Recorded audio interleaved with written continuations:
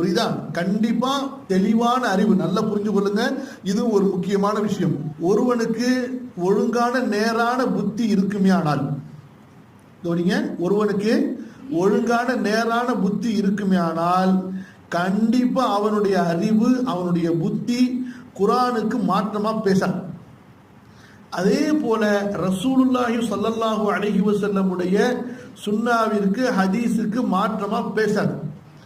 அப்படி குர்ஆனுக்கு மாற்றமாகவோ ஹதீஸுக்கு மாற்றமாகவோ, சஹீஹான ஹதீஸுக்கு மாற்றமாகவோ ஒருவன் பேசுகிறான், அவனை மக்களெல்லாம் பெரிய அறிவாளி, பெரிய சிந்தனைவாதி, அவனும் தன்னை அப்படி கருதுகிறான் என்று இருந்தால் கண்டிப்பா அவன் பேசக்கூடியது அறிவாளித்தனமா இருக்காது, முட்டாள்தனமா தான் இருக்கும். புரியுதாமா?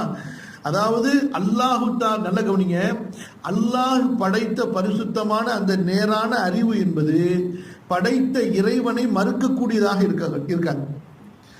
படைத்த இறைவனின் பக்கம் வழிகாட்டக்கூடியதாகத்தான் இருக்கும். அதனாலதான் அல்லாஹு தஆலா வசனங்களை இறக்கிவிட்டு நீங்கள் சிந்திக்க மாட்டீர்களா, நீங்கள் ஆழ்ந்து ஆராய மாட்டீர்களா?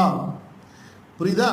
அறிவு அல்லாவின் பக்கத்திலிருந்து மக்களை திருப்பிடும், அல்லாவிடமிருந்து மக்களை வழிகெடுத்துடும் இருந்தா சிந்திக்க அல்லாஹ் சொல்லுவானா? சொல்ல மாட்டான். அப்ப தெளிவான அறிவை கொண்டு, நேரான அறிவை கொண்டு ஒரு மனிதன் சிந்தித்தால் குர்ஆன் சொல்லக்கூடிய, ஹதீஸ் சொல்லக்கூடிய ஒவ்வொன்றும் உண்மை, சரி என்ற ரிசல்ட்டுக்கு தான் வருவான்.